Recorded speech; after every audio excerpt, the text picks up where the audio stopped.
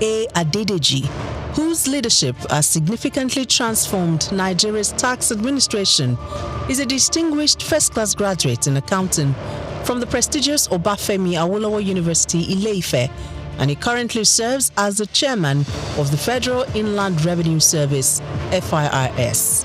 I firmly believe in the wisdom encapsulated in the statements.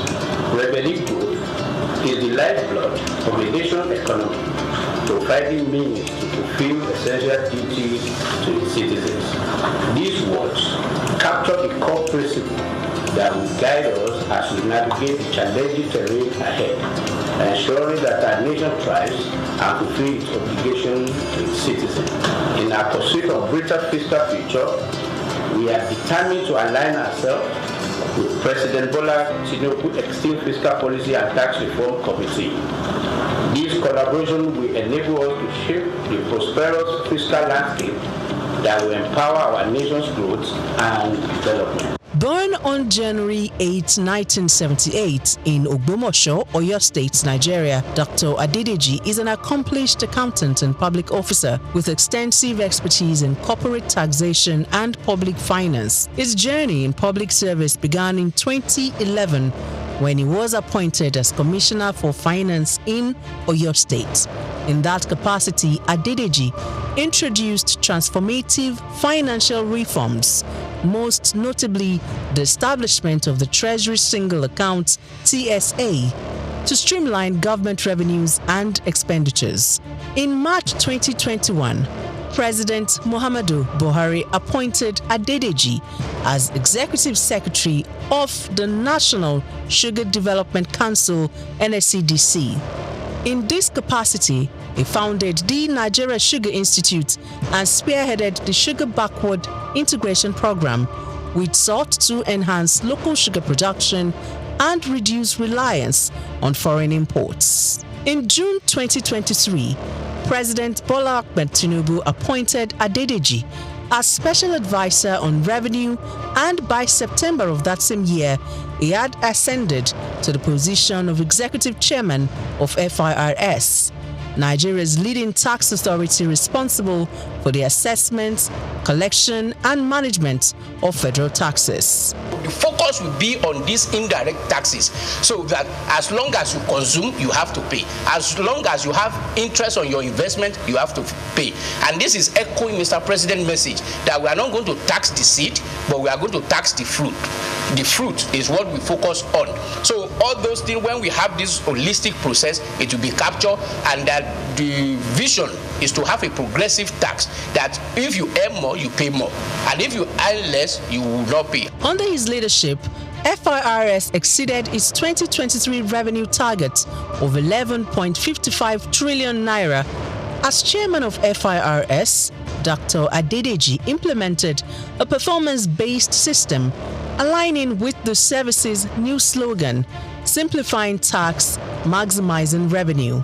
Dr. Souq Adedeji has done incredibly well in transforming and reforming the tax processes and procedures in Nigeria. In a little over a year being at the helm of the affairs of the tax body in Nigeria, we have seen a significant improvement in revenue generation. His policy of not crumbling business with taxation is something that also needs to be applauded. Souq Adedeji philosophy is taxing fruits and not the seed, and taxing prosperity, not poverty. Because if you look at the fiscal landscape of Nigeria in the past 10 years, you find that businesses have struggled to live, and that has led to the exit of so many businesses from Nigeria. But with this new reform, we're saying that the businesses will profit from the reform processes, and that will mean more business for Nigeria. We will have a lot of foreign inflow in terms of foreign direct investment that will actually drive the process of economic growth for the country. And I think he has done so well, and he deserves a kudos, especially for taking the giant stride to restructure FIRS for efficiency, for accountability, and for value for money.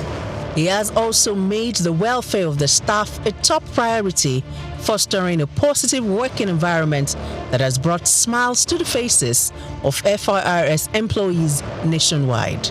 Supporters of the tax reform bills highlight several key benefits, harping on the need for streamlined tax processes that could reduce bureaucratic hurdles and foster an environment where businesses can thrive. He has initiated a lot of reform which dovetail into the tax reform bills that is before the National Assembly.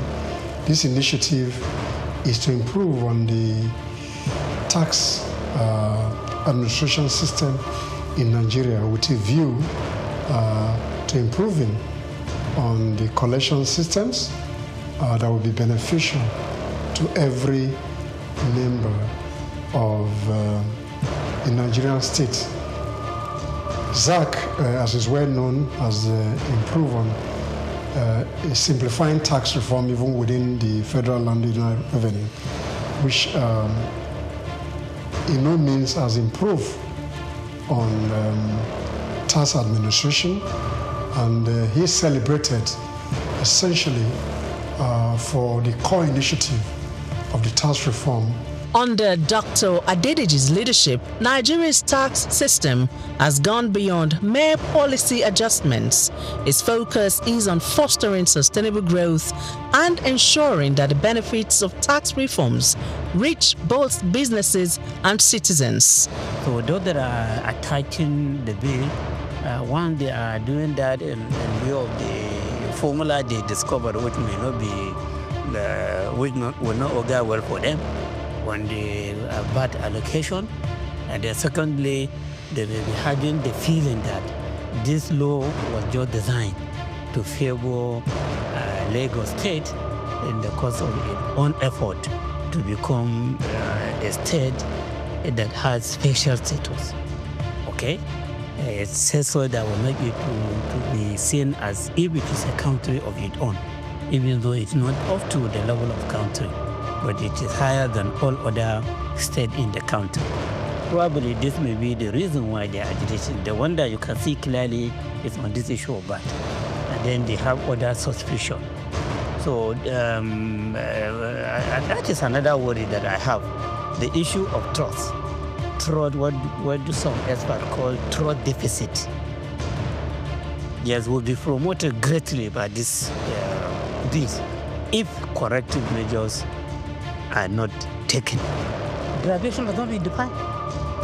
But then people have to go by what is happening now. As they go against it. Since now derivation is about contribution of state that are producing these goods and services being consumed. So they have the right to just say that, so now instead of 20%, it will now be 60%. And then you hear the government functionaries, including members of the committee, saying that no, that's not what they mean. They mean area of consumption. This 60% derivation is about consumption area, not location of the headquarters of company that produce the good or services. You should have defined that in the law. Contributing to long-term national development, Dr. SOUQ Adedeji's career is a testament of his unwavering commitment to improving Nigeria's financial systems and enhancing revenue generation, showcasing his exceptional expertise in corporate and public finance.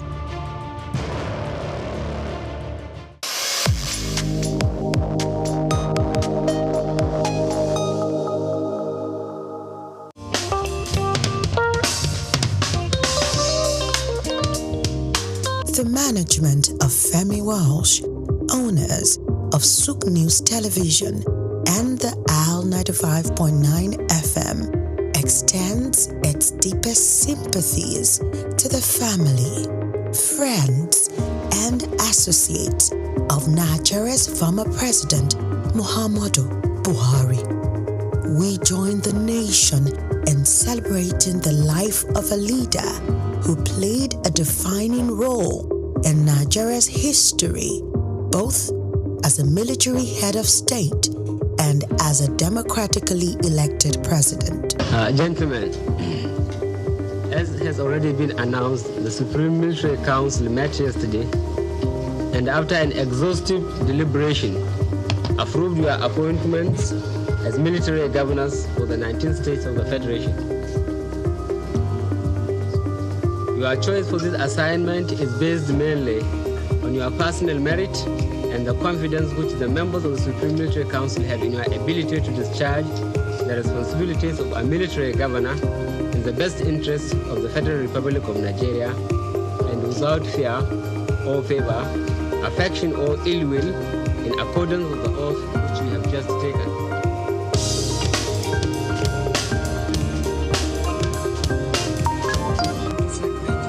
Community for the concerted response to COVID-19. The solidarity and the drive to contain the first truly global health emergency of our time is a pointer to the many things we can achieve if we work together.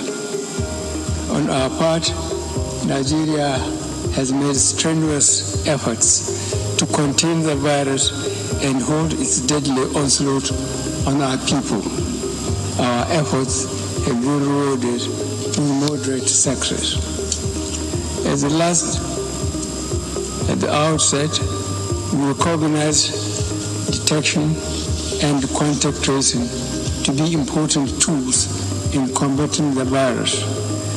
In this connection, from a mere 4 laboratories with testing and detection capacities, we ramped up the facilities to over 140 centers today. Similarly, we built isolation centers and emergency hospitals wards in record time all over the country. We carry out genomic sequencing in designated laboratories across the country with a view to detecting variants in circulation. At this solemn moment, we honor his service, reflect on his legacy, and pray for strength and comfort for those he leaves behind. From all of us at Femi Walsh Limited, may his soul rest in peace.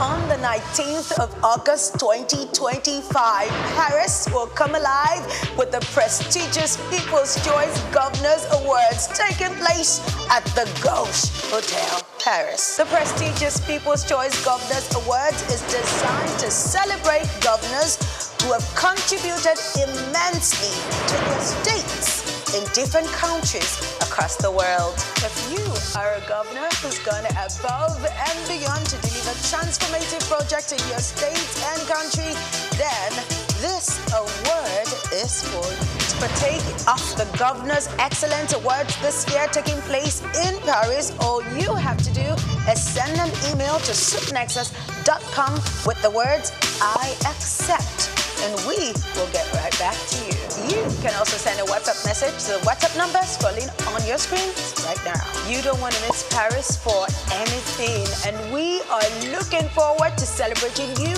and your achievements this year. So contact SOUQ Nexus to make that happen.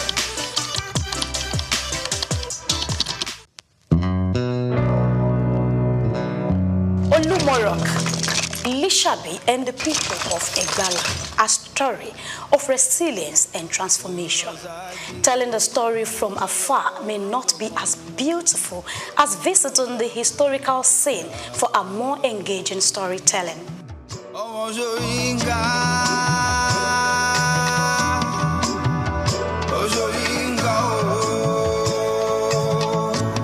I welcome you to the foot of Olumorok. So climbing the rock is in 2 ways. Either you go through the panoramic elevator or the stairs, but whichever way you choose to go through, I'm assuring you are going to land at the topmost part of Olumorok safely. So Olumo Rock is like every other rock you've ever climbed or know about. But it plays an important role in the life of the people of Egba during an intertribal war between the Egba and Old Oyo Empire.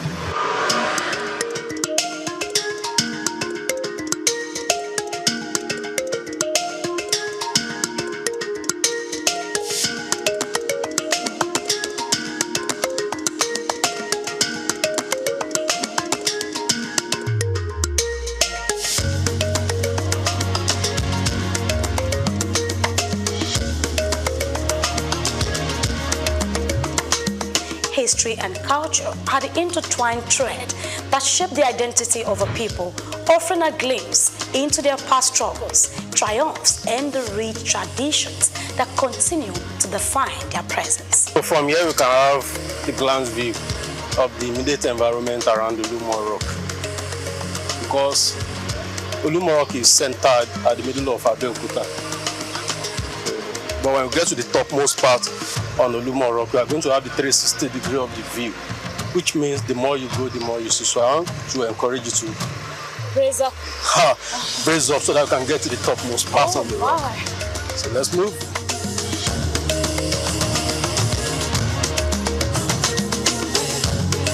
History is what we bring to you today. What is the connection between Olumo Rock, Lishabi, and the Egba people?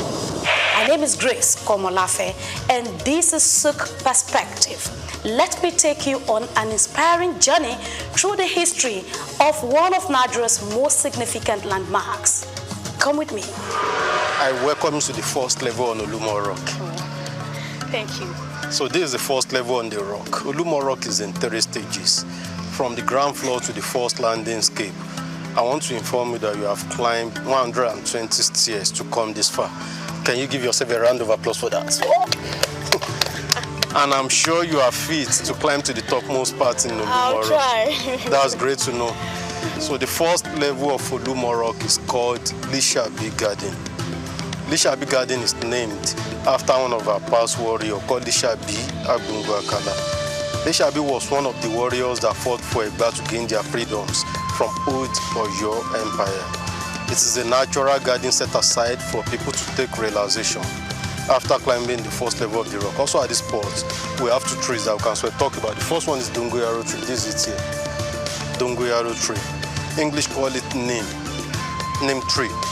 It botanicizes as Adirata indica. If you get from its leaf and cook cassava and drink, it kills malaria. And if you drink from its stick, it clears bad breath from mouth. Also, its name is derived from an Hausa face, which means tall boy, Doko Yaro. This is a flamboyant tree. Its botanic is Dilonis regia. It produces some lumpo. Look at the branches. If you get from those brown pods, there are some seed inside it. When it dries up, if you tap or shake, it gives a kind of sound sheke sheke. And that was where the Yoruba derived its name from. That is why we call it pansheke in the Yoruba land. The pods serve as a natural musical rattle for traditional dancers, nothing more to play with, before the invent of tambourine and some other musical instruments. When we go up on Olumo Rock, we are going to turn and visit all historical places.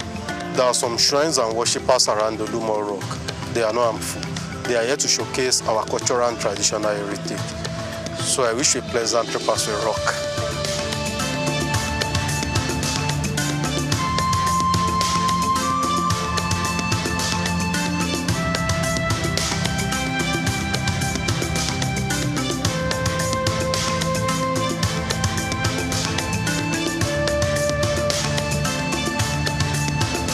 Olumo Rock, a striking natural formation rising 137 meters, which is about 450 feet above Abeokuta, Nigeria. It's more than just a tourist attraction. It is a symbol of Egba people's endurance. The story of Olumo Rock begins in the early 19th century when it was identified by the hunter named Adagba. Though details on how Adagba discovered the rock were limited, it is well documented that the Egba people facing oppression under the Oyo Empire sought refuge here.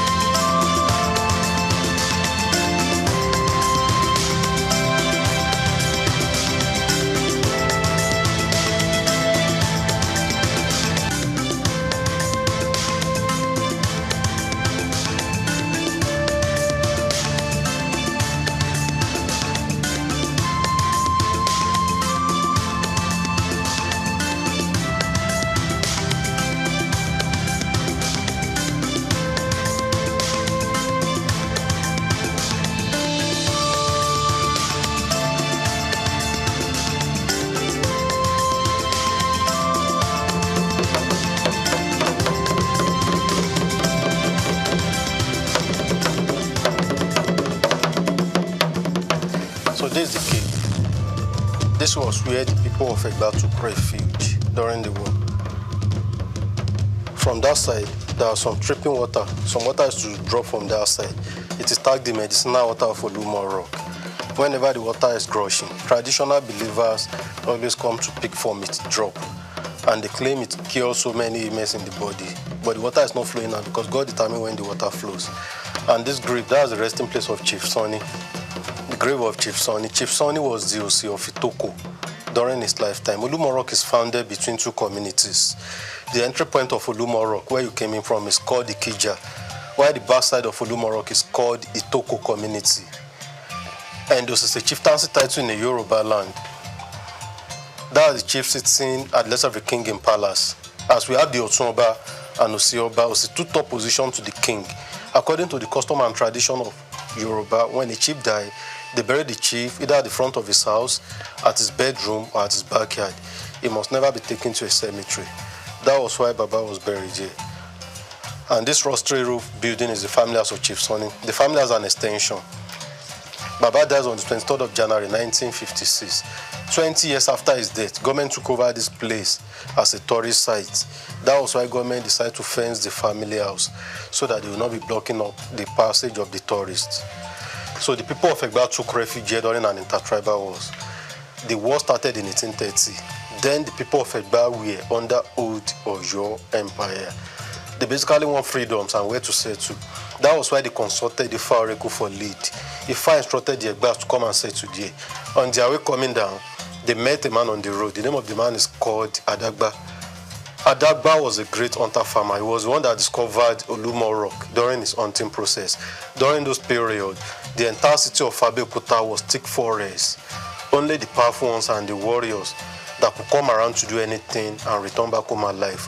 But when the Ifa instructed the Egbas to come, Shodeke, who was one of the founding fathers of Egba land, led the people of Egba down here. And they were here for years. During their stay, they took the natural suspension shape of the rock advantage and built their rooms. The rock is naturally standing.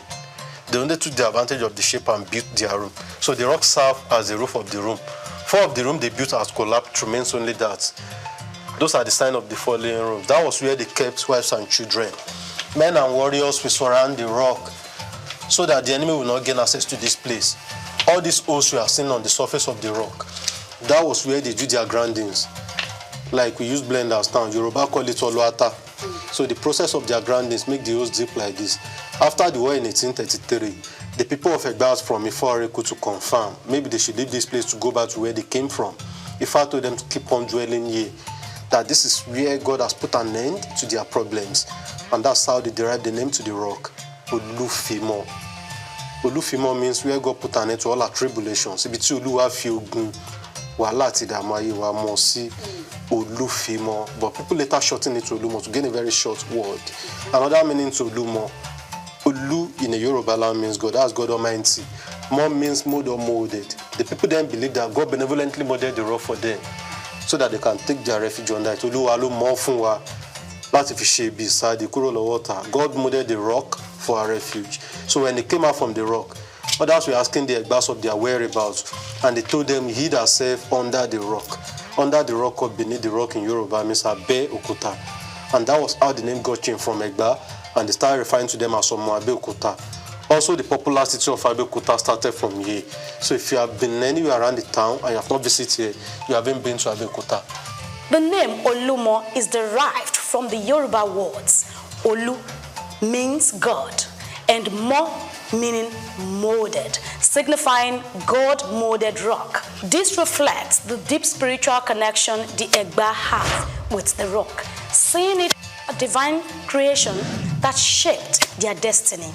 Today, the rock remains not only a historical site, but a place of cultural rituals, including annual sacrifices. Over here, we have the main shrine of Olumo Rock, the main shrine of the rock. The main shrine is a local temple where the people of Egba worship and make sacrifices to the deities of Olumo Rock. Olumo Rock is an historical monument. It's also a symbol of Egba unity, strength, and unfailing protection. Because under the rock, the people of Egba took refuge during an intertribal war. And after the war, the rock has become a deity. That is why Egba people offer sacrifice to Olumo Rock once in a year with a big black cow. During the festival, only 2 people have access to enter the shrine. That is why the shrine is always locked.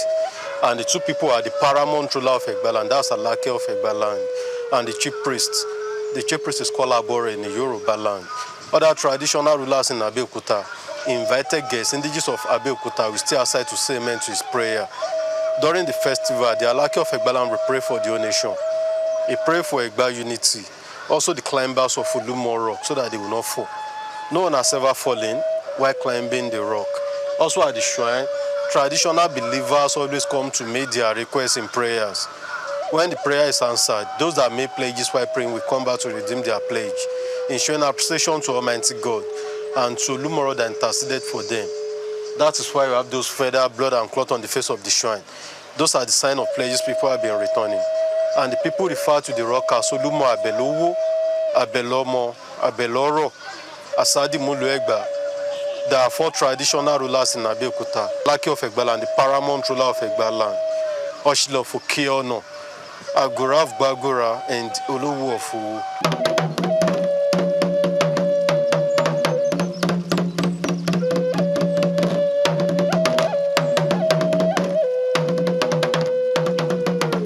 Traditional believers always come to make their requests in prayers. Maybe they're looking for words, children, or anything in life. So when the prayer is answered, those that make pledges while praying will usually come back with their pledges. That's why we have those feather, blood, and stuff on the face of the shrine. Those are the sign of the pledges. And the people refer to the rock as Olumo Abelowo, Abelomo, Abeloro, Asadi Mulu Egba, meaning a deity you can pray through for words, children, and every other good things in life.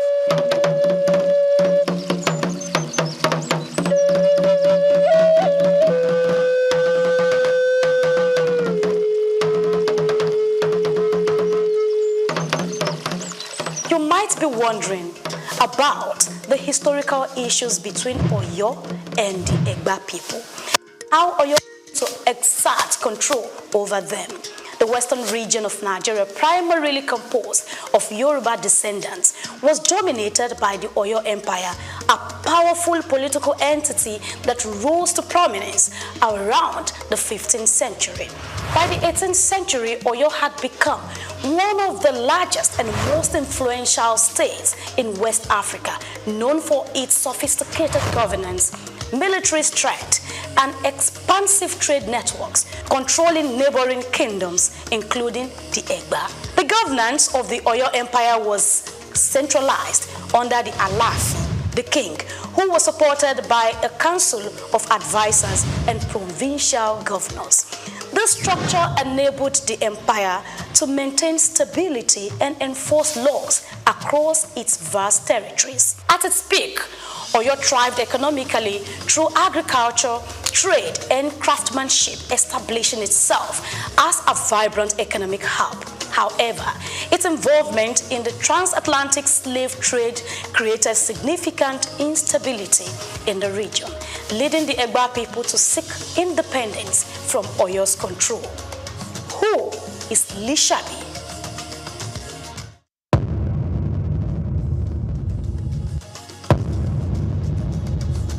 Mentioning Lishabi, the legendary warrior whose courage and strategic leadership freed the Egba people from the oppressive dominance of the Oyo Empire.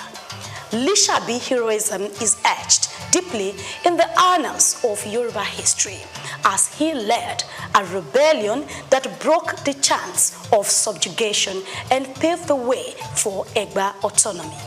Lishabi Agbongbu Akala, a native of Itoku, Abeokuta, was not just a fearless leader, but also a tactician. In the late 18th century, the Egba were subject to heavy taxation and constant exploitation under Oyo's rule. To resist this, Lishabi secretly mobilized a group of Egba farmers and hunters into a covert warrior society called Egbearo, a vital step in organizing the rebellion. With his deep understanding of the terrain and his influence over his people, Lishabi led a series of coordinated guerrilla attacks against Oyo forces stationed in the Egba region. His strategy was not one of open warfare, but a methodical plan to undermine Oyo's authority. By ambushing Oyo tax collectors and military detachments, Lishabi weakened the empire's grip over the Egba. His leadership unified the Egba people, turning their frustration with Oyo into a force for liberation. Following their eventual victory, the Egba people were freed from the oppressive rule. In 1830, this newfound freedom led to the establishment of Abeokuta, meaning under the rock, a city founded under the protective watch of Olumorok. Olumorok provided both a literal and symbolic refuge as it sheltered their people during their struggle for independence. From this safe haven, the Egba built a thriving community rooted in agriculture, trade, and craftsmanship, becoming a key cultural and economic hub in the region. Today, Lishabi Agbongbu Akala's legacy is celebrated not just as a warrior, but as a symbol of unity and resilience. His actions not only ensured the survival of the Egba people, but also contributed to the rich historical and cultural fabric of Abeokuta and the entire Yoruba as a whole. By the mid-19th century, Abeokuta had attracted European missionaries like Thomas Freeman, whose introduction of Western education and Christianity left a lasting influence on the community. Inscription about the just a little write-up. The next spot is where we used to have the mamas. So this was one of the water pots they drank from there. Yoruba quality cocoa. With water storage and preservation, water point is as good as water from the refrigerator, but it has been cemented for proper preservation. The Yalorisha, they are here as the custodians of the rock, and people do come to them for spiritual consultation and a whole lot more. So this is a crown tree. Crown tree. Yoruba quality Gia cocoa. If a king has to be installed, or they want to make a chieftaincy title in a Yoruba land, they pluck from the leaf away a cocoa to coronate king. But this very one is mainly used for the paramount ruler of this town, Lake of Egala, only for him. And the tree has been growing there for over 250 years. It doesn't grow than this. So it has been. Poster of the Nile study Iyalumo, she's 98 years of age. And this is a poster reflecting the old Iyalumo.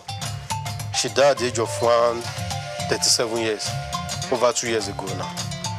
They have a deity they worship here, they call it Orisha Igu.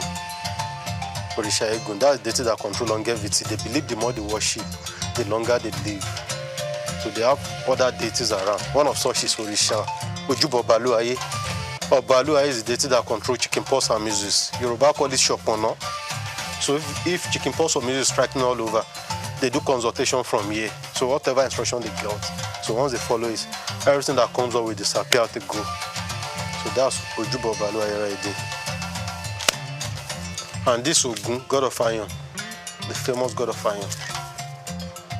So we have a baobab tree here. Baobab tree, B-A-O-B-A-B. In the eastern part of Nigeria, they call it Afonapunwa. In the northern part, they call it Kuka. Here in Southwest, we call it Gyoshi. It botanica is Adansonia digitata. The significance of the tree is that traditional believers always come under to pray for protections, because there's an adage in the Yoruba land that goes those. Wanipo do ikapa, apa okapa, wado ikai gyoshi, apa okoshi, wado ika konga, konga oshi binukosi. Meaning there's no way you can wrap your arms around the tree. It is impossible because of its massiveness. That's why traditional believers always come under to pray for protections. So that's the gyoshi right there. On the floor here we have the faces of the warlord, those that fought for Egba to gain their liberations. So their memorial sculpture was molded here. And the white share you are seeing there, that's type of money spent in the olden days. Cowrie share, Yoruba call it Oweyo. But now they know it for a fair consultation and traditional decoration. That's the olden days money spent in the olden days. Also they use it for a fair consultation. The ancient route to the peak of Olumo Rock. Before modernization, this is only means of going up the rock. The ancient trail is a natural passage used by the warriors to access the rock.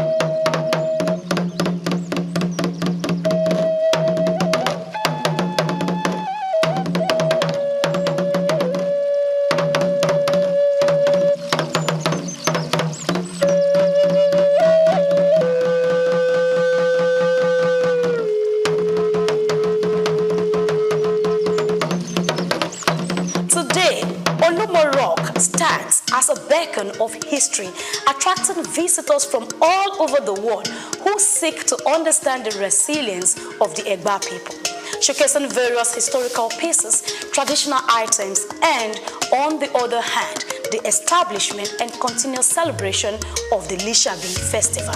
In the evolution of the Egba from warriors and hunters to craftsmen, traders and national leaders, their history illustrates the power of unity and determination. Lumorok continues to tell the story of a people who overcame oppression to build a vibrant, self-sustaining community. I welcome you to the topmost part in Lumorok. From here you can see almost everywhere in Abeokuta, and the height of the rock is 137 meters above sea level. That's about 449 feet.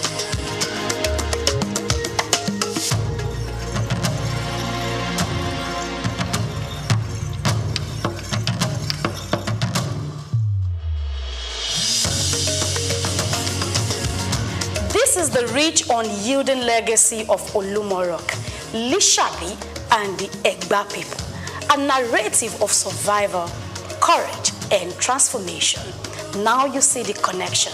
You see the missing link. I am Grace Komolafe, and this is SOUQ Perspective on Souqnews Television.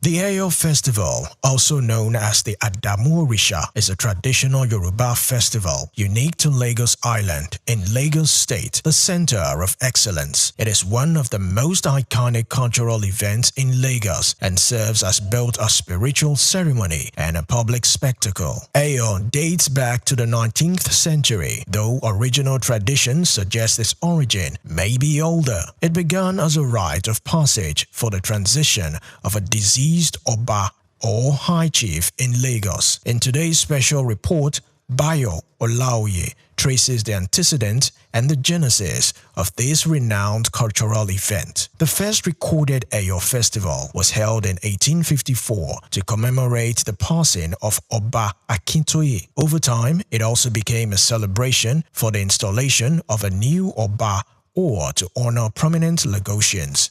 The Eyo festival is rooted in Yoruba religion and spiritual practices, specifically those of the Orisha cult. It is particularly associated with the Adamu-Orisha, a deity representing ancestors and spiritual guardians. The Eyo festival is essentially a masquerade festival.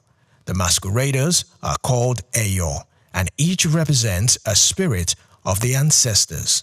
These Eyo figures are customized in flowing white robes with large hats and face coverings. They carry opas, known as batons or staff, used to generally discipline those who break festival rules. The Eyo festival can also be described as a spiritual cleansing of the land and people and used to escort the soul of a deceased noble into the afterlife. It invokes blessings and peace for the community, purges the city of evil spirit and misfortunes. The festival is organized by 5 major Eyo groups or Igas, also known as palaces, each with its own color and significance. Eyo Adimu, black, is housed in Iga Adimu. Eyo Laba, which is recognized by its red color, has Iga Idungoron as its palace, while Eyo Oniko, renowned for its yellow color, stays at Iga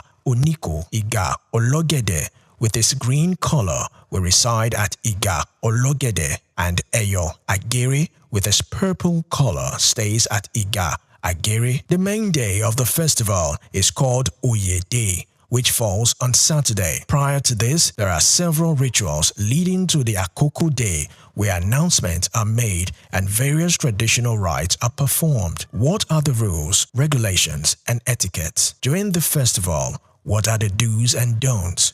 During the festival, certain items and behaviors are prohibited, such as wearing of sandals and shoes, since everyone goes barefoot during this period. Also prohibited is the use of motorcycles and bicycles, while public smoking is not allowed, as well as the wearing of hats and caps. Violators are often corrected gently with the okpa by the Eyo.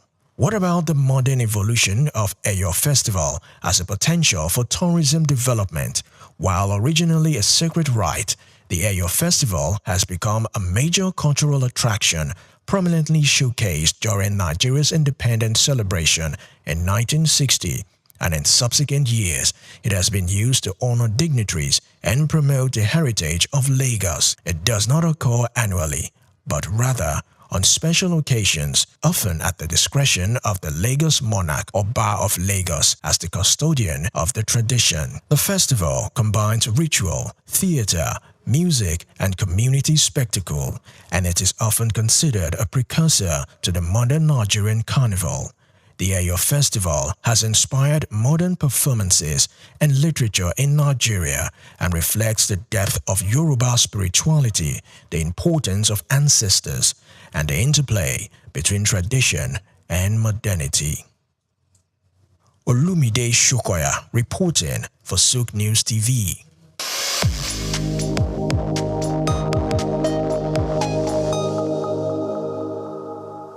Over the past 10 years, we've seen that the impact of many lawmakers have been underrated.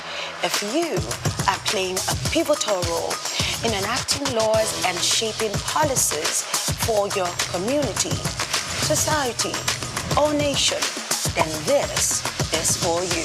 The People's Choice Legislative Excellence Award celebrates the individual achievement of lawmakers who have worked tirelessly to enhance the lives of their constituents and contribute positively to their entire well-being. Now, if you're wondering where this will be taking place, it will be taking place at Radisson Blu Dubai Creek on the 25th of September 2025. To take part in this award, all you have to do is send an email to SOUQnexus.com or send a message to the WhatsApp number scrolling on your screen.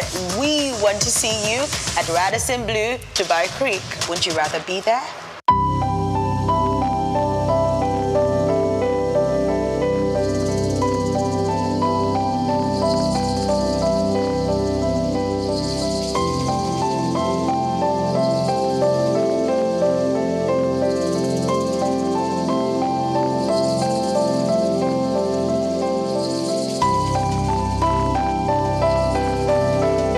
Trafalgar Square, established in 1844, is a symbol of British naval history and a popular cultural spot in London. Named after the 1805 Battle of Trafalgar, it has been the site of celebrations, protests, and cultural events, representing the changing identity of the city. It houses several landmarks, like the Nelson Column, St. Martin in the Fields Church, and the National Gallery. The Nelson's Column, a tribute to a naval hero, is the main feature of Trafalgar Square. Standing 52 meters tall, completed in 1843, it honors Admiral Horatio Nelson's victory at Trafalgar. The column is topped with a statue of Nelson, and 4 bronze panels at its base show scenes from his battles. Surrounding it are 4 large bronze lions added in 1867, symbolizing British power. Iconic part of British culture, not just in its look, but this is very much the sort of centre of London. You know, whenever there's a celebration, a protest, it's a public space that's very important for a lot of not just people that live in London, but for the UK. You know, it's a place where people would congregate. You know, I remember being here all around the 2012 Olympics, but it was very much one of the centerpieces of British iconic culture. Yeah, no, you used to be able to climb on the lions when I was younger, but you can't do anymore. So there you go, that's progress for you. St. Martin's in the Fields Church, reputed as an architectural gem, was built between 1722 and 1726. It is known for its neoclassical design by architect James Gibbs and is famous for its portico and steeple and has influenced architecture worldwide. The church also a rich musical history, hosting concerts and helping the homeless. Yeah, I actually came to London just on a little day trip, and then I remembered that this church sometimes has classical music on, so I just popped in, and there's no concert, but there were some people practicing. So there's a quartet of violins, and they made some lovely, sort of practiced for some classical concerts. So I really enjoyed just sitting there for 10 minutes, listening to it. It's lovely. It's a really nice church, and it's nice that people don't use it much time. So maybe we should have a nice coffee as well.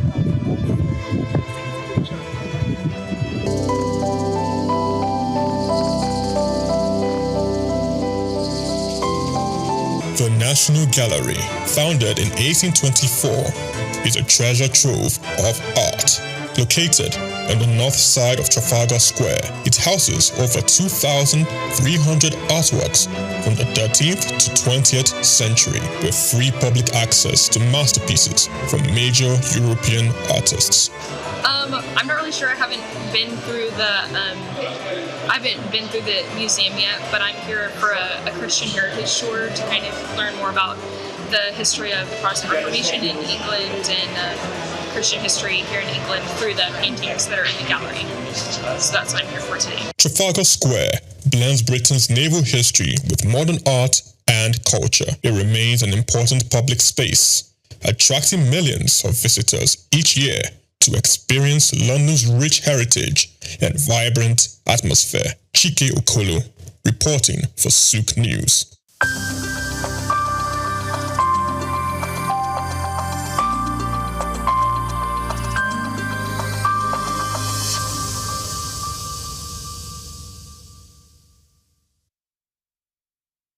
Well, you already know my name is Steve Omojafor, and my middle name is Bamidele.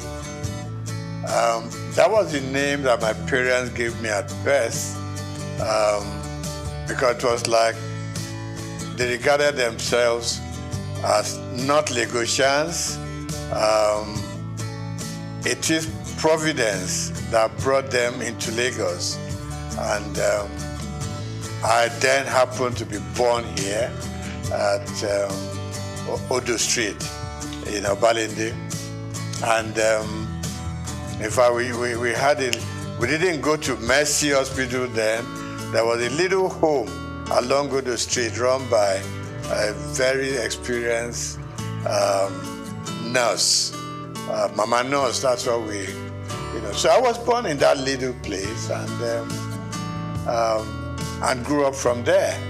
Like I said, my middle name is Bamidele. My parents probably said, well, we have had you here, but this is not home. As at that time, you will go home with us. No problem. So I started off at St. Matthias Catholic Primary School on Louis Street. And I was in St. Matthias from 1953 till 1960, when we finished with our primary school leaving certificate.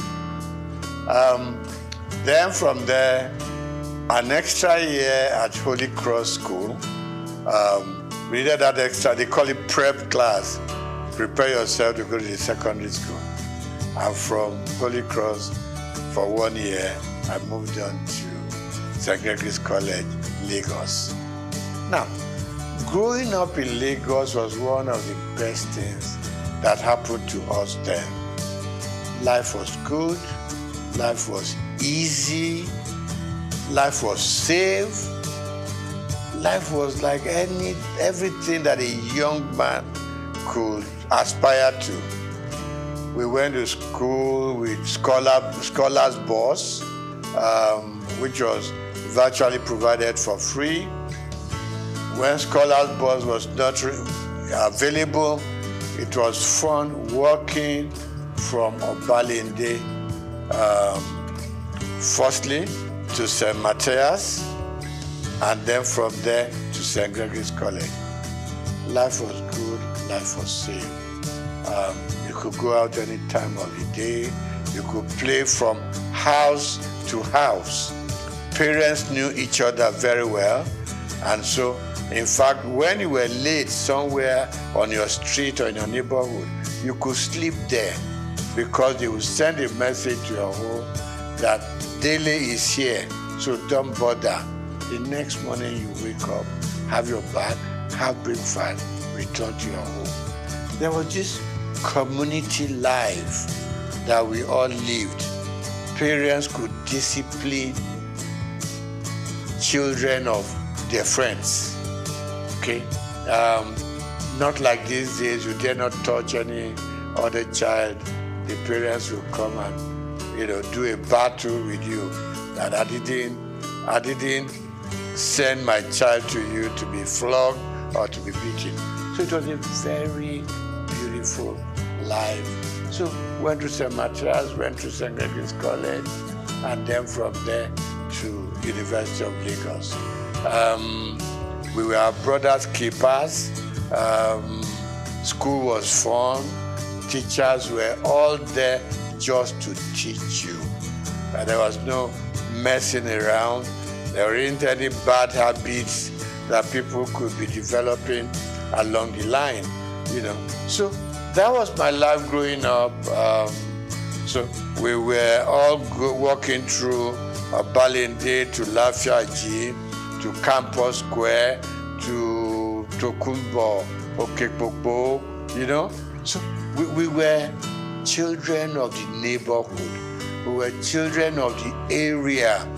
So I'm never ashamed to say I'm an area boy in Lafiaji. Today it has become a taboo, but then we were proud of our origin. We were proud of our place of birth, and we were proud growing up in the neighborhood. So today, still believe me, I get up on some Fridays, I just go to Lafiaji, I stay with the guys. Okay, not all of us were fortunate enough to go through the system. Okay, so those who, in quote, we left behind, we still, a lot of the time, we still talk to them. We still relate to them when there are problems that we could fix. We help out. Because, it wasn't their fortune to be able to have gone. I know some dropped out, on their own volition. But generally, we all like the idea of going to school, but some couldn't make it. But we still relate to them. We are still friends. So I'm not surprised I leave Holy Cross Cathedral and I just hear people call me my names. And I know these people are those who knew me when we were growing up.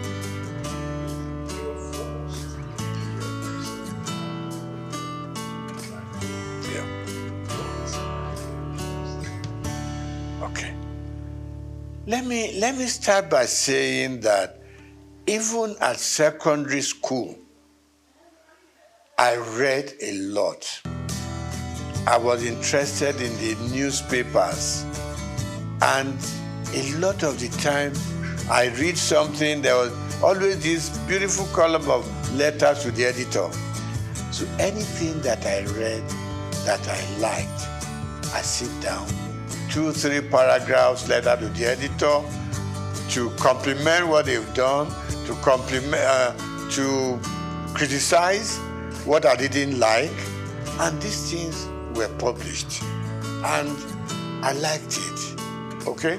You open the papers and you just see, contributed by Steve Omojafo, or some will call me Bamidele Omojafo. So that kept me getting interested in the media. So when I left secondary school, after higher school, I would just pay a visit to Daily Times, which was in Tinubu, Kakawa State. I just pay a visit there you know, and I got talking to people. They'll take me to the newsroom, you know, they'll just show me how newspapers are produced and all that. That ignited my interest. So when I left higher school, mass communication was what occurred to me. I know that my uncle, you are not doing accountancy, you are not doing engineering, you're not doing medicine, you want to go and become a newspaper boy. I said, yes, this is where my interests lie. So I got admitted to Lagos University. I studied mass communication there. And while I was there, I developed a column in Lagos Weekend of those days. Every Friday I was contributing. And I was writing under the name of Akinbodilon. Now, Akinbodilon itself is a name that I picked up in a drama group. Because we had a drama group that we produced all kinds of little plays here and there at Jekerandu Hall, you know. So one of the roles I played was Akinbodilon. So when I started writing my columns in Daily Times and Lagos Weekend, I just used that pen name, Akinbodilon. So I did a program and I started writing for Daily Times campus news, things that happened during elections, battle between the male and female, problems with the tutors and everything. So it became a very regular program. In fact, I inherited the program from late Golabo Ogusawo, you know, who was my boss in the Daily Times. So I did that program for 3 years. It became very popular. It got to a point, Vice Chancellor would call me to say, there's a little thing going on in the university. I hope you have covered it for your paper. And I said, I'm not even employed there. I'm just writing, you know. So I left University of Lagos, had all kinds of jobs that one could do, but I headed for Daily Times because I just had developed a path for myself, and that is journalism. Okay. So while in the Daily Times, worked with the Lagos Weekend, went to Daily Times proper and worked there. I was a columnist, I was a sub-editor, and also a reporter. Combined everything. So that was where my interest grew and grew, and it was very painful when I had to leave the Daily Times organization. And what did I go to? Linters advertising. When I walked into Linters, and I said to the chairman managing director, and I said, I want a job. I said, just like that? I said, yes, sir. You know, then it was easy to communicate with people. We're not too many, so they listen to you. So he said, what are you doing now? I said, I'm a sub-editor at the Daily Times. So why are you coming to advertising? I want to broaden my space. I want to broaden my experiences. It took about 3 months, and I got a job in Linters. And I remember Alhaji Babatunde Joseph, when I was going to leave, said, look, Steve, where are you going? I said, I'm going to Linters. I said, well, we do the same thing. They package programs commercially. Here we do our papers and we go sell, you know. So I said, okay, sir, let me just go gather some experience at Linters. And Linters and Daily Times were just 5 minutes walk from each other. And I said, sir, if the editor needs me for anything, trust me, I will spend my time and money, do write-ups for Daily Times. So I was like working in advertising and still writing for the Daily Times. You know.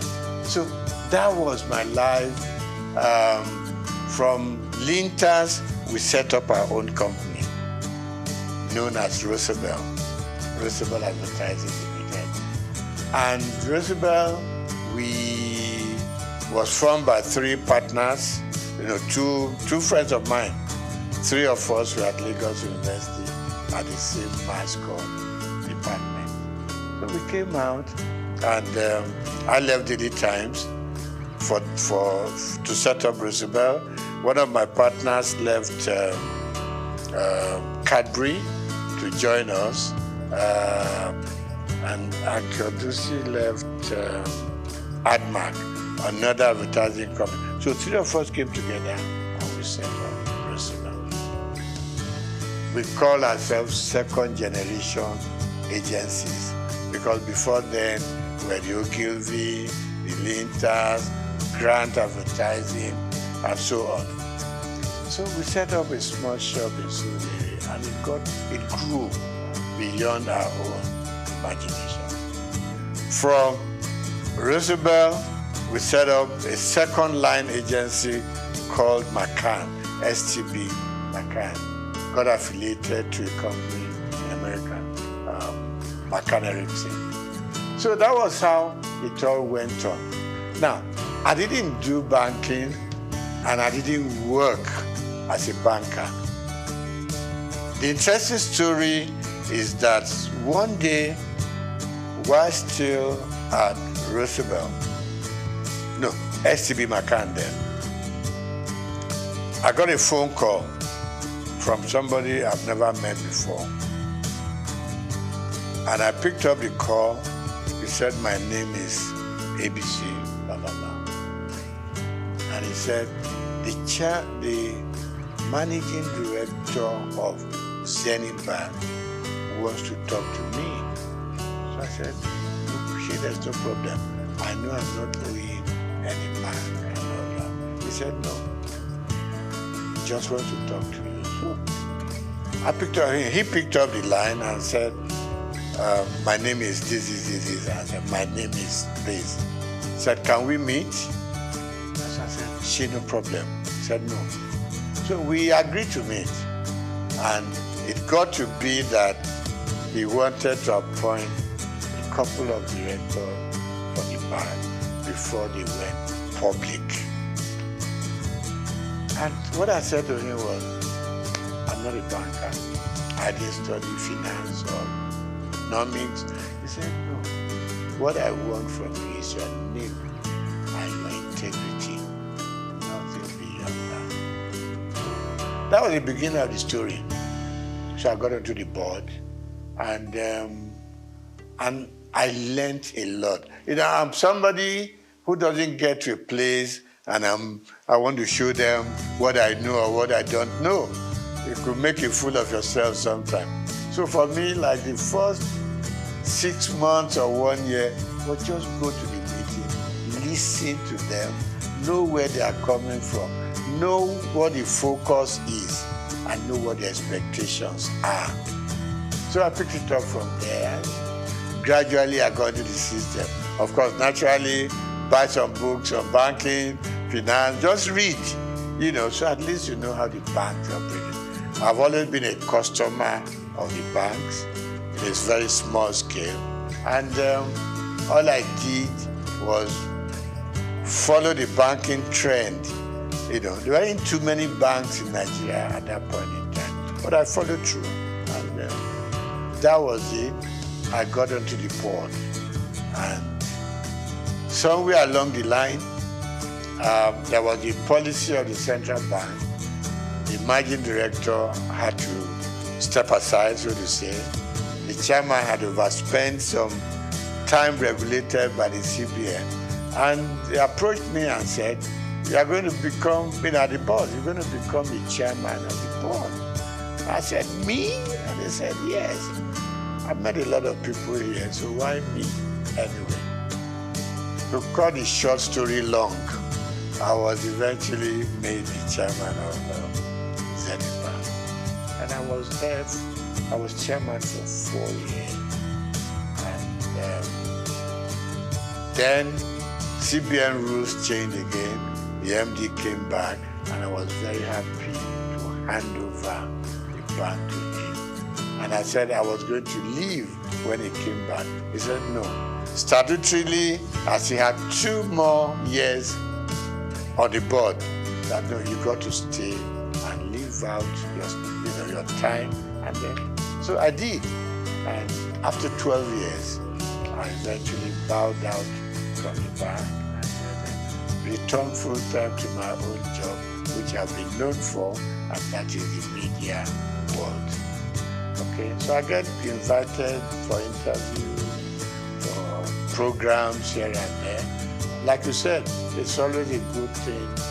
You have something you have learned over the years, you want to impact it on the younger ones, who are coming. I mean, my first son, for instance, went through the media scene, now in advertising, and I go on encouraging them. I retired from active day-to-day operations about almost 15 years ago. But I'm still keeping pace with what is going on around me.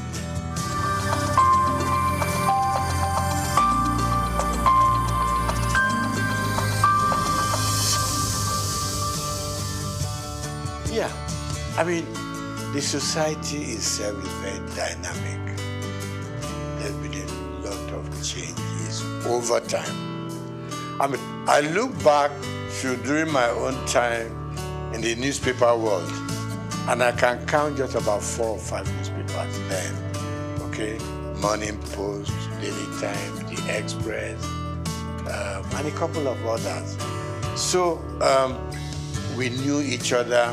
We knew the practice, we exchanged news information, we exchanged, I mean, if you had a news that was breaking, you want to call up colleagues from other papers, we all go there as a team, right? Because stories will be written from different angles, no matter what you do, So, newspaper was great. And it was so good. In the morning, your byline was there, and people were trying to reach you, about the quality. Quality was good. Quality was good. And there wasn't too much of freelancing in those days, the newspaper world. So you were either fully employed or you didn't belong. Same thing for radio. I mean, for instance, television I didn't do much about. While in journalism and in newspaper world, I was writing for radio, okay? Interesting stories. I had, there was a name to this program, the Oddities, Odd World. So we were picking up things that were odd. People that didn't imagine what they were. It's not something that was very common. So we went on doing that. So newspapers were growing, radio was growing, television was growing, and out-of-home media was also growing. And talk about the dynamism of the system. Suddenly, people were now going out of buying a newspaper every day to sit down and hold it in front of you, trying to read from beginning, from cover to cover. Other forms of communication came on.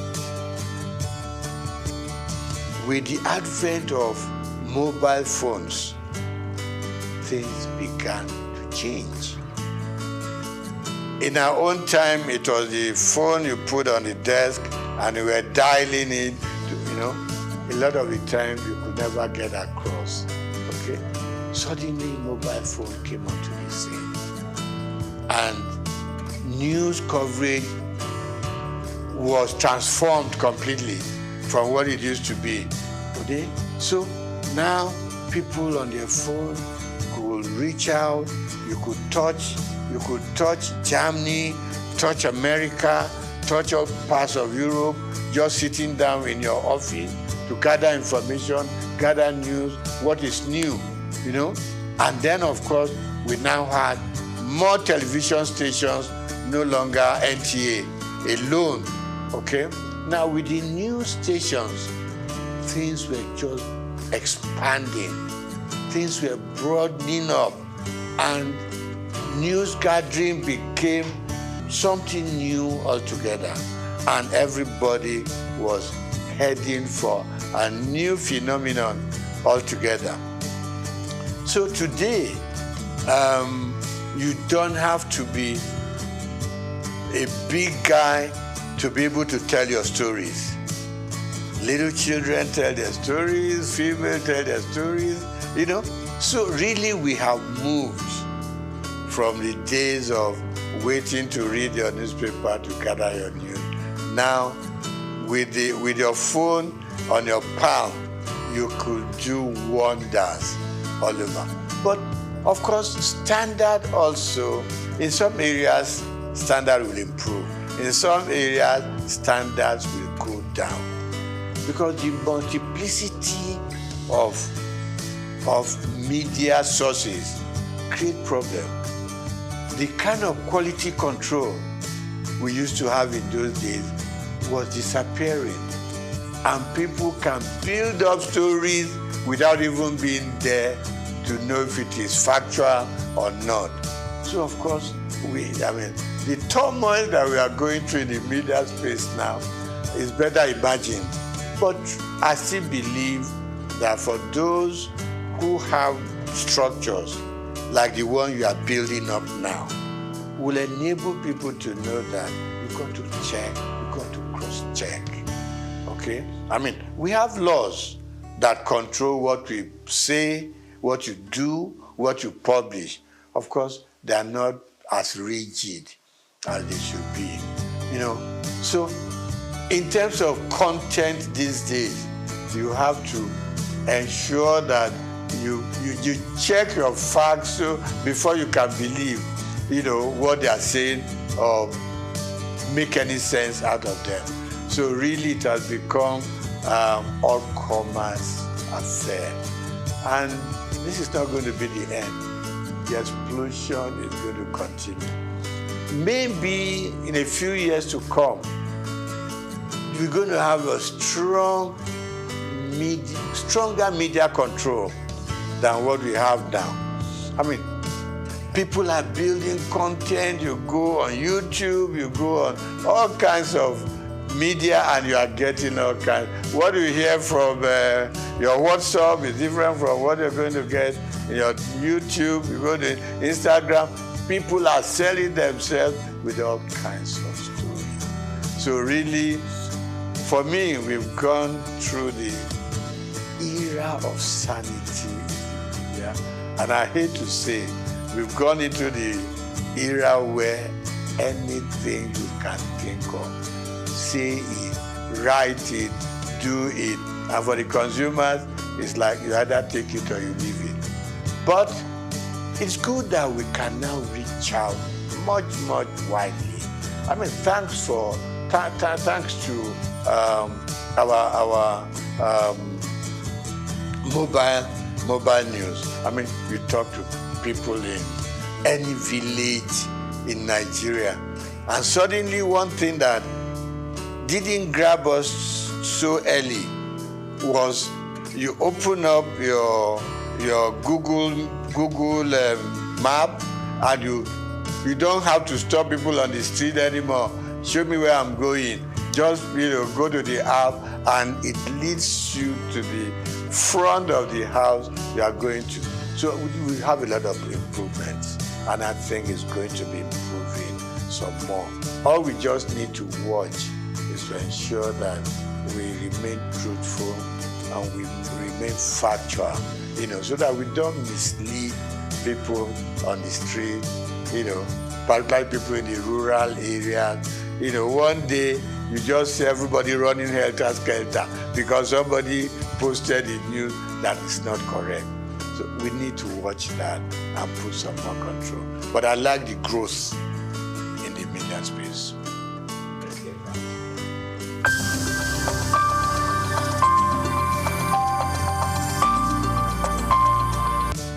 When I got into the banking sector, I saw myself more as a customer than a board member. I haven't been a journalist, which I still am. I wrote so much about what consumers or customers were going through in the banks. It was the period of tally number, you know. Remember this commercial, you know, where somebody carried a mat. I said, what are you carrying a mat in the bag? I want to lay down here because I know before I get my money, I will have slept once or twice and woken up, you know. So I was very consumer oriented. When I got into the banking system, a couple of times my board members will ask me, are you on the board or you are still a customer? I said, first and foremost, I want to remain a customer of the bank. Who will come into the bank and get properly served? Who will come into the bank and feel like human? Who will come into the bank feel important?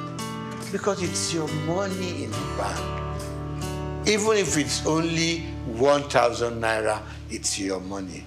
You need to be treated with some dignity and respect. And that was my mentality that I took into the board of the bank. I said, listen, I am not too happy the way customers are treated. It is their money, no matter how small. Treat them with respect, treat them with dignity. So they started listening to me after some time. And I said, look, customer service is extremely important. In those good old days, you will hardly hear about customer service in any of the major banks. It wasn't there. But gradually, people started being important. It was more of retail.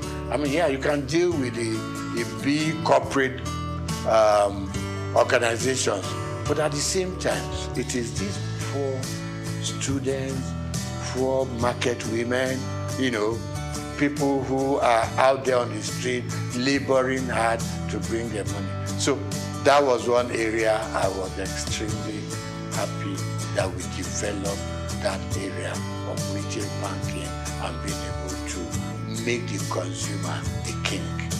Okay? So that was part of it. Then, of course, I said to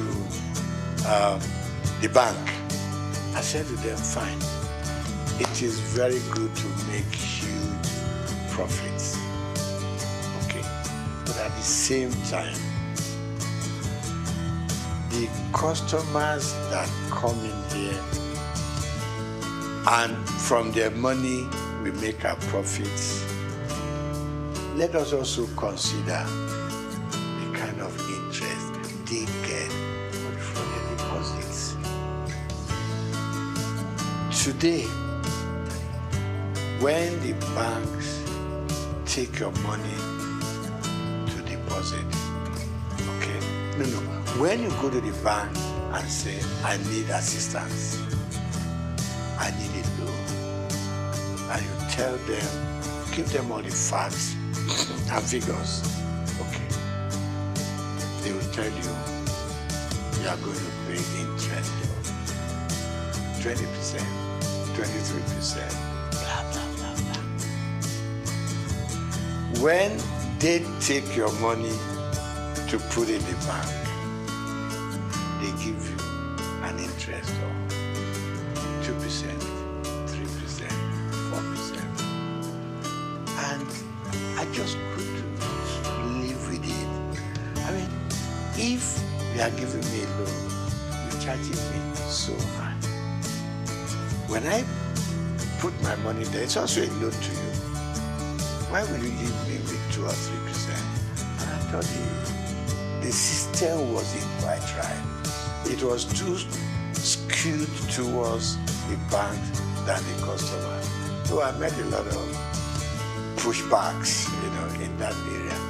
And I must still say, it's an area I think government should still be interested in. I mean, in the civilized world, in interest rate hovers between 3%, 5% in Nigeria, goes as far as. I mean, maybe in Africa, not just Nigeria. You know, I know we are developing, but at the same time, let's develop together. You know, for both those that we are taking in their money and for those we are giving money to. So there be some level of balance. So I really worked hard in that area. I may not have fully succeeded. You know, then I think finally, one other thing that I think I was able to do at the bank is our staff also requires some upliftment. And suddenly, banks started, employing senior people. They started moving people up. They look more at the system now than just ownership. So generally, of course, more banks have come into the scene. A lot of new banks, so people can spread out, and salaries started going up for bankers and all that. But of course, requirements were also extremely high. So generally, I think today we have a much stronger banking system, and we are still going.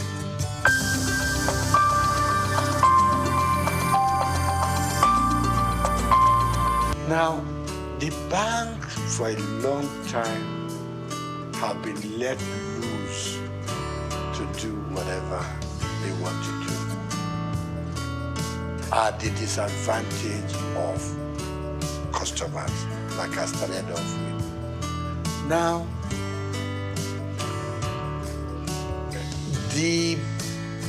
our leaders, and when I say leaders, let me point on just our presidents. The system was such that our presidents could do anything they like with the banks. It was almost an extension of the State House. You just pick up your bell and you ring, and the governor of Central Bank will come shaking, because you had the power to bring him in and fire him. So he had to respect everything that the president wants. And it's wrong. This time around, I can say, even in some parts of Africa, you couldn't run the central bank the way we run it here. All the CBN governors wanted to do, please the president, and you are free to do whatever you want to do, and it's wrong. It's wrong. I mean, take even Britain here. Have you ever heard this kind of relationship between the Prime Minister of England and the CBN? No. Everybody has his mandate. In places, in climes like that, the president doesn't call up the central bank governor. Go and do this. Go and do that. Exchange rate should be done. Change your policy to be done. I mean, that's part of the problem we've had in this country. So the last government and their CBN just ran this country to their whims and caprices. You leave your monetary policy. In fact, you were running both monetary and fiscal at the same time. You took the Minister for Finance, for instance, and you have no dealings with him or her. You ran their own programs for them. And you did things that they should do, but they couldn't query you because the president, had your back. So a lot of things went wrong. And the result is now here for all of us to see. So look at the changing of our redesign, what they call redesigning of the currency. Now we know there are so many ways you should have done it, but we put politics and added it into our financial and monetary policies. We wanted to do it specifically to change the course of history. And it is wrong. So today, we now know what's happening at the central bank. In fact, if the true story of what went on in the last 8 years was told, I don't know what will be left of this country. You know? I mean, you had this little thing in the Constitution that said the government can borrow from the CBN within certain limits. They call it ways and means. But no. And there was a percentage tied to it.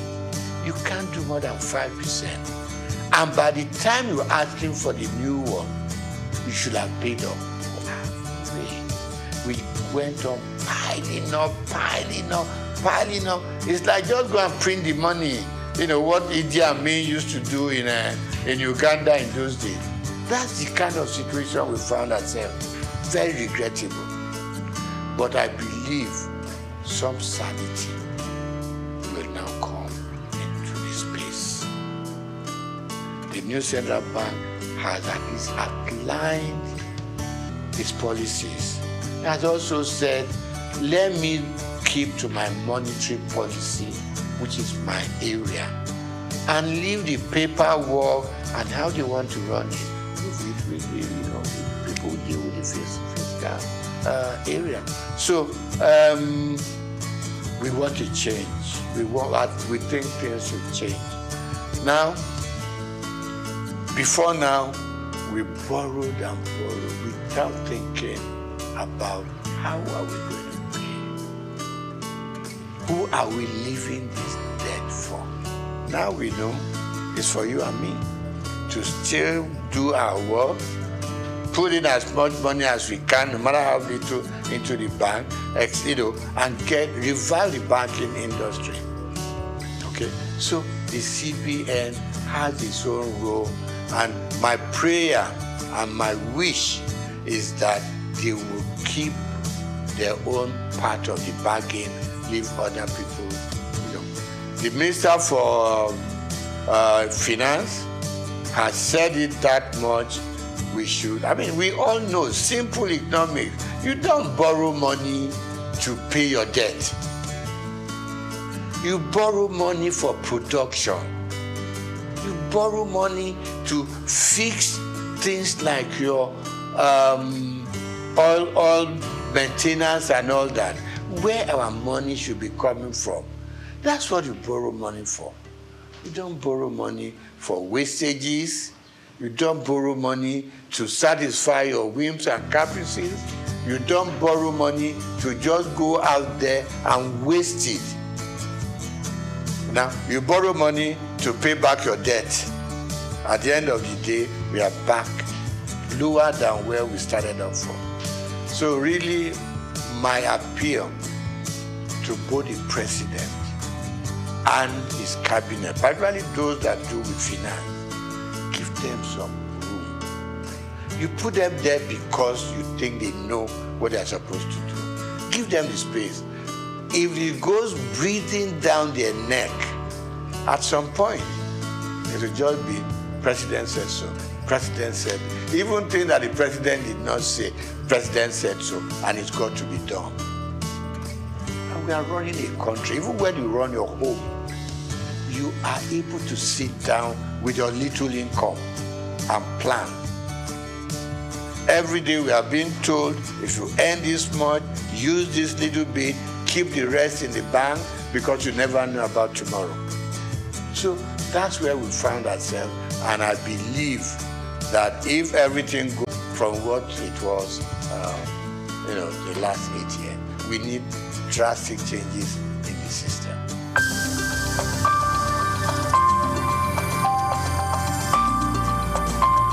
Huh. My mom in Abalinde used to say to me, when I want to be lazy, he will make sure you do what she wants you to do. And he will remind you that hard work doesn't kill. It is laziness that turns you into an inconsequential human being with no sense of direction. We grew up learning hard work, both in school and out of school. I, for instance, hawked on the streets of Lagos with my mom. You leave St. Gregory's College, now not primary school, St. Gregory's College. You come back. My mother was a textile seller. Got it, probably went to Balogun, pick up. When I come back from school after my lunch, get a basket full of cloth, which I put on my head, and we go from street to street.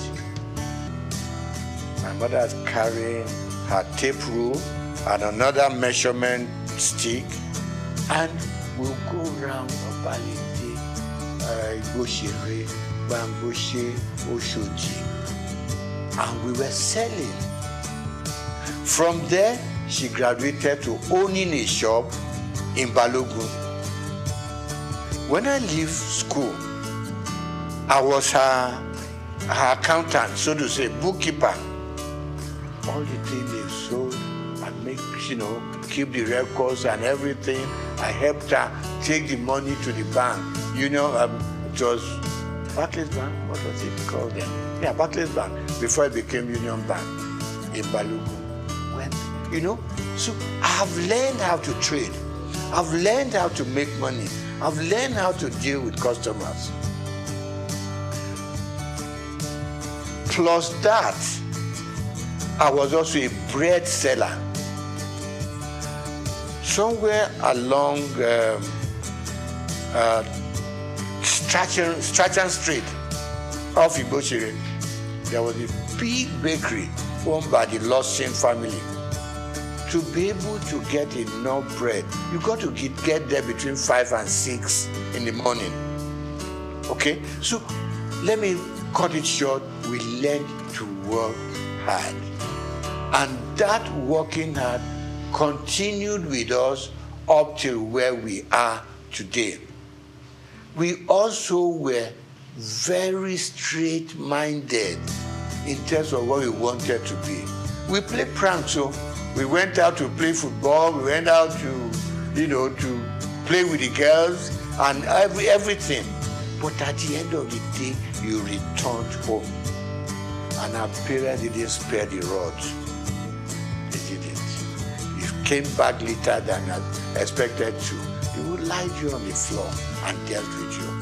So the combination of the kind of upbringing and the kind of training we went through home probably kept us where we are. And like I said to you before we started the interview, you knew that if you finish your primary school, secondary school is the next thing. If you finish secondary school, you don't know what you were reading for. Not until probably when you got to the university did it occur to you, okay, I got to choose a profession. But all along, we just did it because that was what the system and environment asked for. So, secret of success, hard work, hard work, hard work.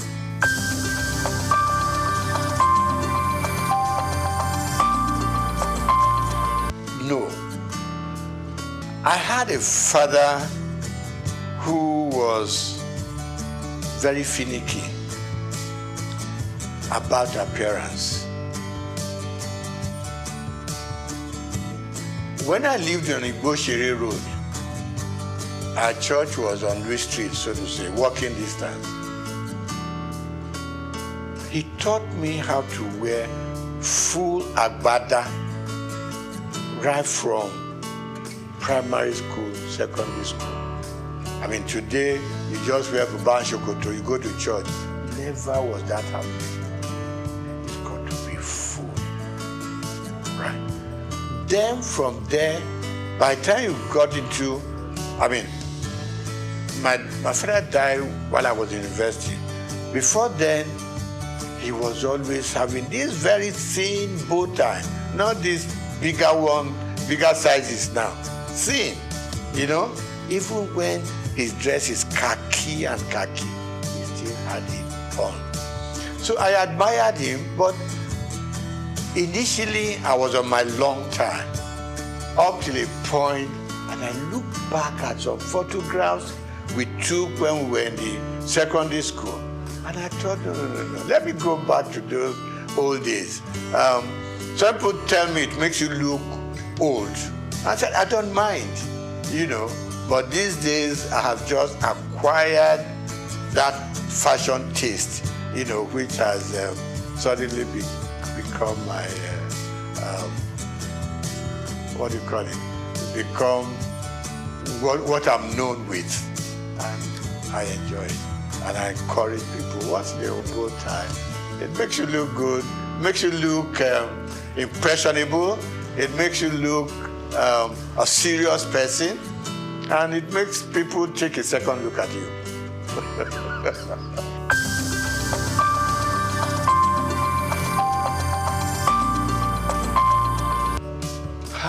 I think number one, parents started sparing the rod. Call it civilization, call it growing up and all that. Parents started sparing the rod because they always whipped us to shape. You knew what was expected of you, and you did it. Because if you didn't do it, your punishment is waiting for you. But as we grew up, I mean, you probably will ask me today, do I use the rod for my children, for instance? And the answer is no. And why it is no is that these days the children look up to you. They are more exposed than what we were. More exposed. They know what daddy does. If you show them a bad example, they will repeat that bad example. If they know that when daddy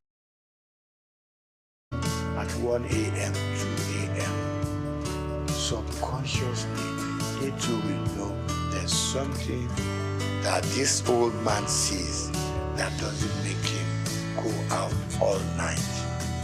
So they copy from us. But then, like people say, I don't know how correct it is, that these days people are so busy looking for money. They're all over the place. They abandon the home to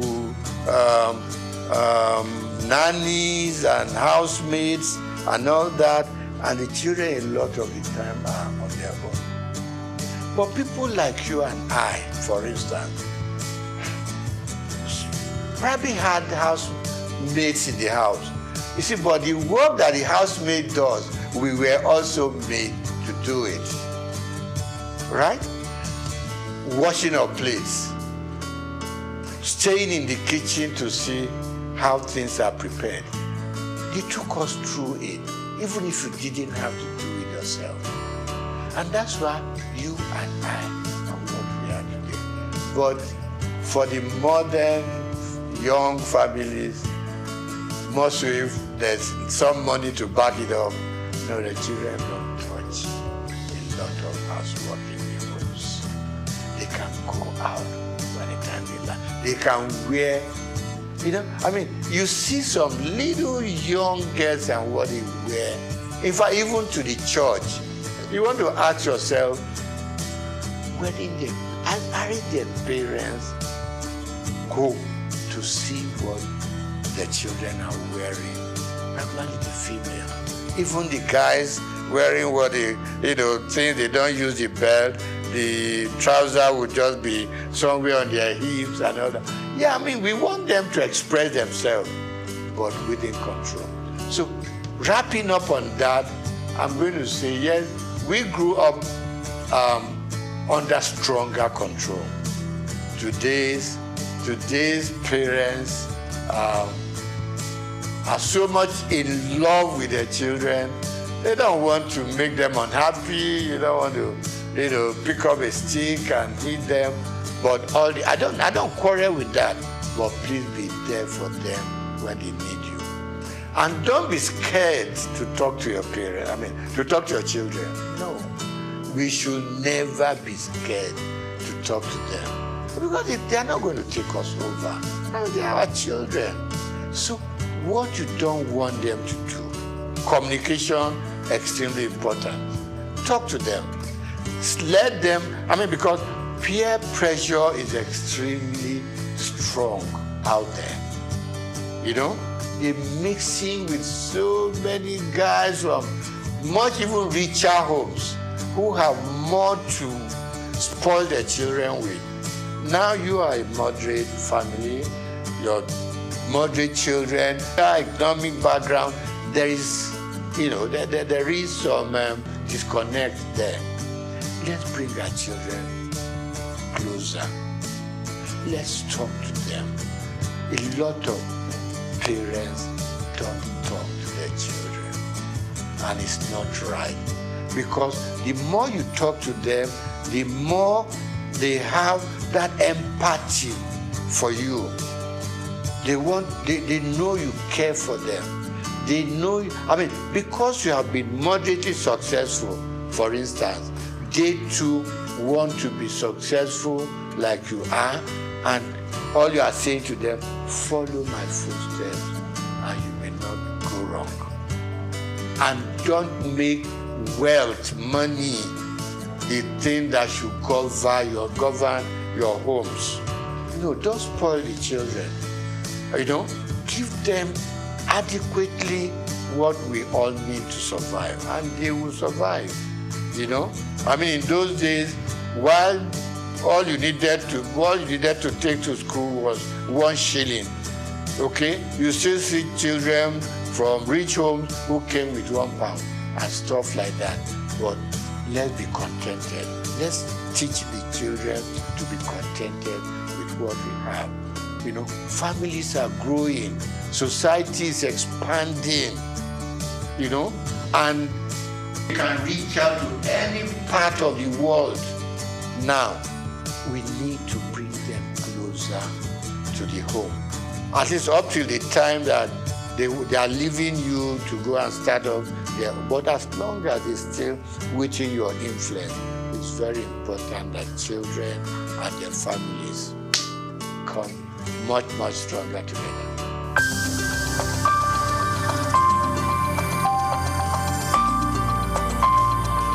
I'm going to start with sports. I was an avid squash player. Okay, back in school, a bit of football, a bit of tennis, and all that. But when I started growing up seriously, I loved squash. And I played squash until I was over 50. Okay, and the doctor said, slow down on squash. So today, I do my swimming. Okay, I still do my swimming 2-3 times a week. Okay, and then of course I walk. There's this thing that keeps on saying, if all you can do is walk for 30-40 minutes a day, okay, and then of course I'm an avid fan of football up to today. I wish we could develop a local league so that I could slow down on my European Premier League sessions. So I love football and I love lawn tennis up to now. Now, favorite color, subdued. Okay. Hot colors frighten me. Okay.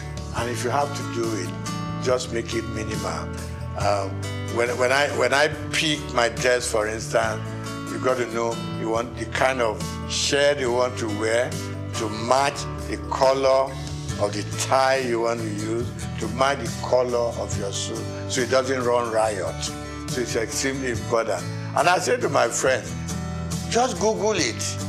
What color matches this and what color matches that, so you don't become like a Christmas tree, on the road. That was the third one, food. I grew up enjoying my eba and amala. Growing up from Obalinde, okay? So I do my eba, I do my amala.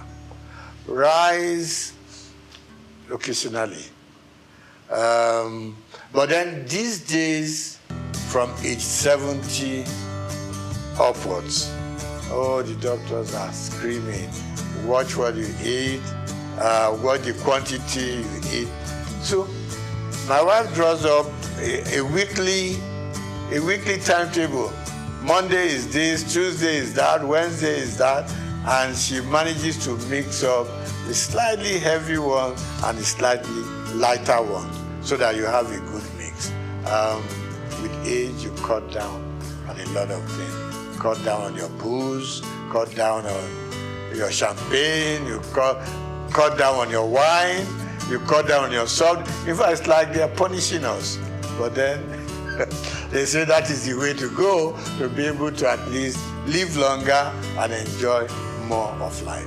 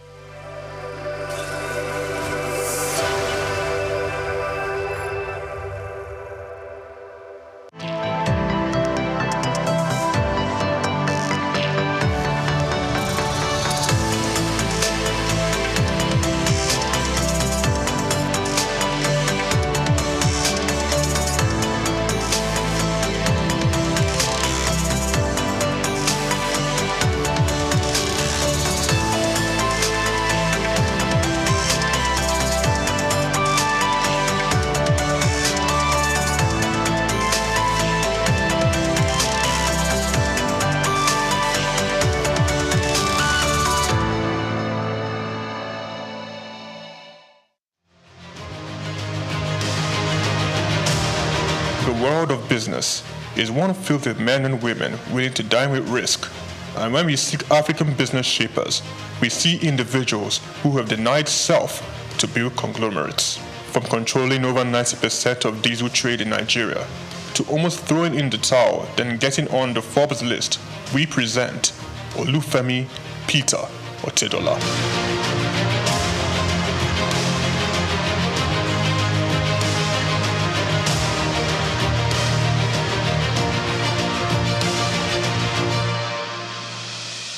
The Nigerian businessman and philanthropist was born in Ibadan, the capital of Oyo State, on the 4th of November, 1962, into the family of late Sir Michael Otedola, the governor of Lagos State from 1992 to 1993.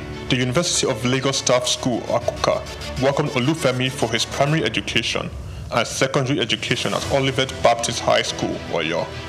Olufemi proceeded to Obafemi Awolowo University, Ife, for his first degree, graduated and joined the family printing press business, working hard and gaining experience. Femi Otedola ventured out starting Centreforce Limited. The company focused on finance, investment and trading. The oil and gas sector was Femi Otedola's next port of call. From quite a very humble beginning in the oil and gas sector, utilizing connections and networks of family and friends, he cultivated partnerships in diesel supply chain. Him being the last man to the final consumer, challenges breed opportunities, and in Femi's case, it was a late delivery of diesel from his supplier with a broken truck, and he caught the idea. He could do better and provide better services. He ventured into diesel supply business, buying diesel from a retailer and supplying to companies. Femi Otedola encountered several difficulties securing his supply and timely meeting the demands of his growing clients. This definitely was an opportunity he identified in the fuel retail market. Otedola secured the finance, and Zenon Petroleum and Gas Limited was born, petroleum products marketing and distribution company. Otedola, owner and chairman of Zenon, in 2004 invested 15 billion naira in downstream infrastructure development and acquired storage depots at Ibadan, Apapa, as well as 4 cargo vessels, amounting to a combined total storage capacity of 147,000 metric tons. Zenon Petroleum and Gas Limited also acquired a fleet of 100 DAF fuel tanker trucks. By 2005, Zenon controlled a major share of the Nigerian diesel market, supplying fuel to most of the major manufacturers in the country, including Dangote Group, Cadbury, Coca-Cola, Nigerian Breweries, MTN, Unilever, Nestle, and Guinness. Zenon Petroleum and Gas was the name on major invoices, and Femi Otedola the name on every lips, playing toe-to-toe with major multinationals. Zenon, in a very short period, silenced the competition and almost unilaterally determined the price of diesel in Nigeria. The competitors came to Zenon for supply. Femi Otedola, with the massive success Zenon Petroleum and Gas achieved, bought a 28.7% stake shares of Africa's Finance Corporation, Mobile Oil Nigeria Limited, Chevron Texaco, and Visa Phone.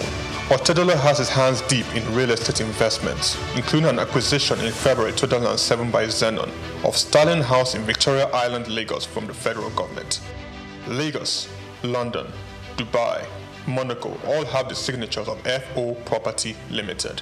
He was appointed chairman of the Transcorp Hilton Hotel Abuja and tasked with driving its expansion and upgraded to a 7-star facility. Otedola has served as a member of the Nigerian Investment Promotion Council since 2004. Was appointed by President Goodluck Jonathan to Nigeria's National Economic Management Team. Otedola is chief executive and president of the Seaforth Shipping Company Limited and was at one point Nigeria's largest ship owner after extending control over the distribution of diesel products. One of his ships, a flat-bottom bunker vessel with a storage capacity of 16,000 metric tons, was the first of its kind in Africa.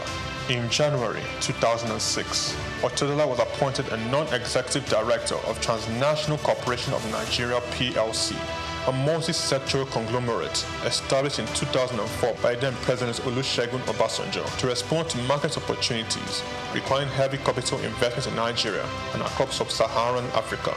He held this post until February 2011. Otedola was appointed chairman and chief executive of African Petroleum in 2007 through the acquisition of controlling stake in the business.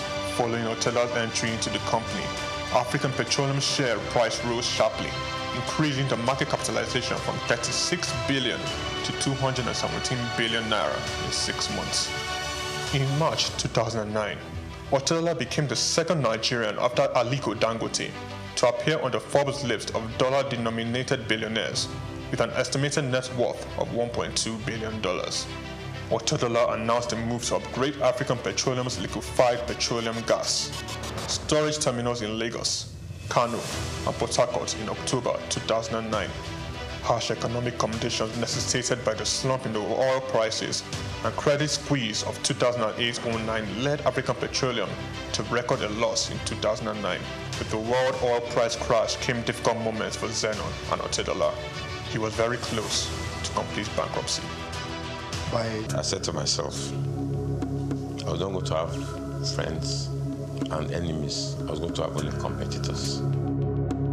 I had 2 options, commit suicide or weather the storm. African Petroleum, rebranded in December 2010, changed its name to Fort Oil PLC.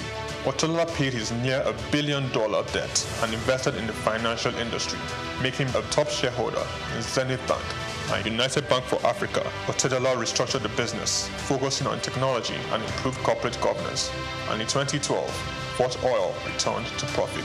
Otedola financed 57% of Fort Oil subsidiary, Amperion Limited, which acquired the 414 megawatt Girigu power plant for $232 million in 2013.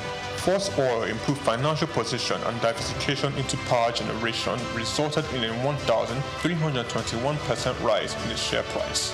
The first half of 2014 saw the company's pre-tax profit more than double year